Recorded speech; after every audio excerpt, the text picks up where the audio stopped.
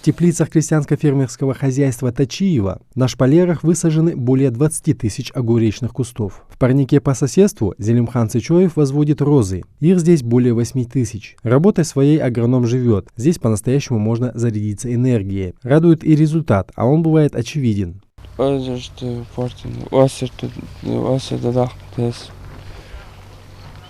Красивый дождь. В период пандемии Тачиевы столкнулись с трудностями по реализации своей продукции. У Министерства сельского хозяйства есть программа по поддержке тех, чье производство сельхозпродукции понесло убытки вследствие мер по борьбе с коронавирусом. Несмотря на это, дачники стараются использовать каждый свободный метр. И не только на территории комплекса теплиц. На 40 гектарах были высажены ореховые деревья, а эта рассада служит резервным фондом. Нанне хамилат царя, малхаджи хами еттиеждатш.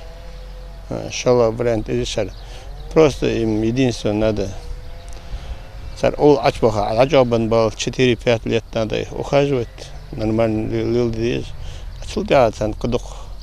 Оздух дуалдиш хамадатс. И главное, скада дичь. 70, 80, 90 лет дахвара. На тепличном производстве КФХ Тачиевых задействованы в разное время от 10 до 15 человек. Рынок сбыта растений почти полностью приходится на местного потребителя, в том числе продукция на срез, оптовые сезонные продажи которой ориентированы на специальные праздники. Мы ввозим, но не часто, больше всего в Ингушетии. Сейчас вот с карантином огурцы так более-менее идут, но розы у нас остались как бы.